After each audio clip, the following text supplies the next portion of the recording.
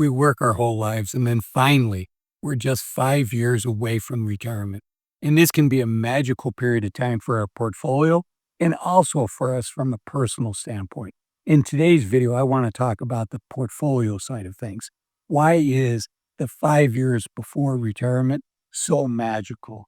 And I want to start off with an illustration, which is how long it took us to save our first $100,000. And that is if we save $10,000 a year, which is not easy to do, and we get 7% return on that money in an investment portfolio, not in the bank, um, how long is it going to take us saving $10,000 a year to get to $100,000? It's going to take us about 8 years. That's a long time. But the magic as we get closer to retirement, when you have $500,000, saving that same $10,000 a year, it's only going to take us about 5 years to go from 500,000 to 600,000. But you know what? That last 100,000, let's say you're going towards $1,000,000. That last 100,000 between 900,000 and a million, same thing. You're saving $10,000 a year. That's only going to take you a little over a year. It's going to take about 15 months because we have this money working for us. Warren Buffett calls compounding, and compounding is really thinking of your dollar bills that you've saved and you're invested. Think about them as soldiers that you're putting out there to fight the war for you and to carry some of the load for you along the way. So is it possible for your portfolio to double in a 5-year period? It is possible. I don't think you should strive for that because by trying to strive for that, you're likely going to take more risk than makes sense when you're just 5 years from retirement. But think about the last 2 years from the October 2022 lows. Over the next 24 months, the S&P 500 rose 60%, 60%. It doesn't take long with returns like that. Now, unfortunately, with returns like that on the upside, you also have the downside. So you have to be careful. So the last 5 years is magical because you've got a base of money that can work for you.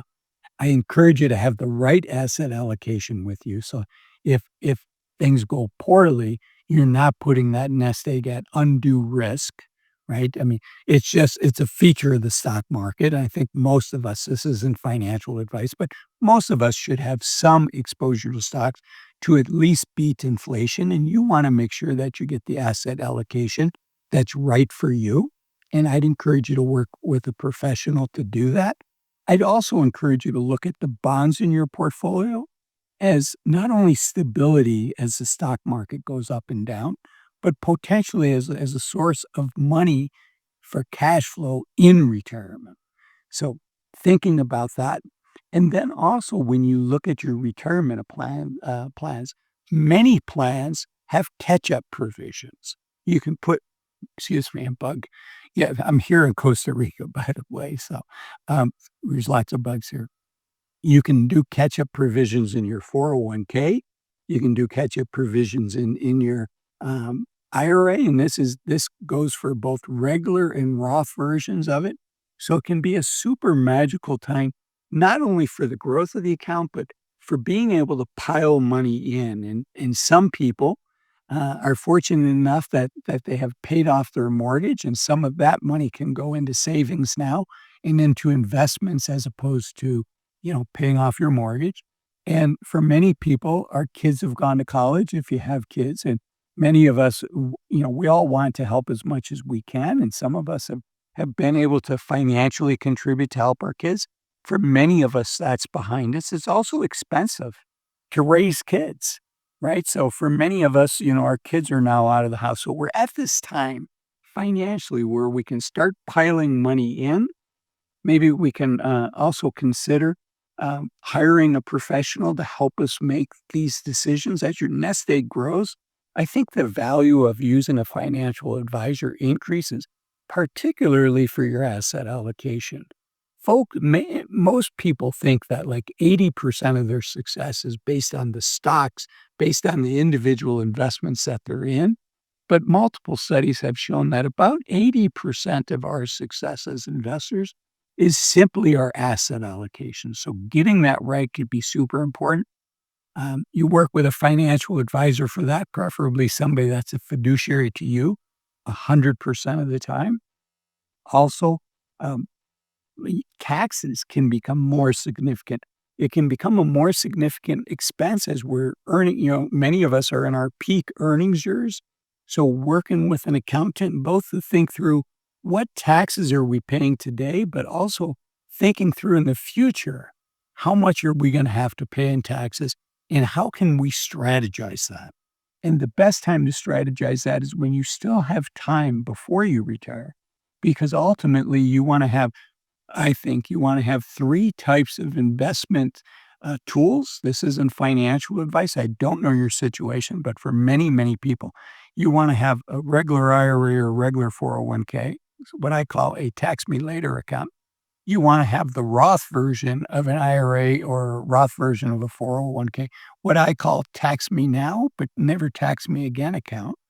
And then you wanna have a regular bank or a regular taxable brokerage account where you're paying the taxes along the way. So why is this important? It's important because when you retire now, you have 3 buckets that you can take money out of, and each of those buckets have different tax characteristics. The bank account money, you can take out without having to incur additional taxes because you've been paying tax on that money along the way. The Roth account, once you're at the appropriate age, 59 and a half, and if you complied with all the other rules, you can take that money out without incurring tax. And then your regular 401k, regular IRA, you're gonna incur tax on it, but that may not necessarily be a bad thing because the US has 7, income tax brackets, and the first 2 are fairly low, 10% and 12%. And then it jumps up to 22%. There is no 12, 14, 16.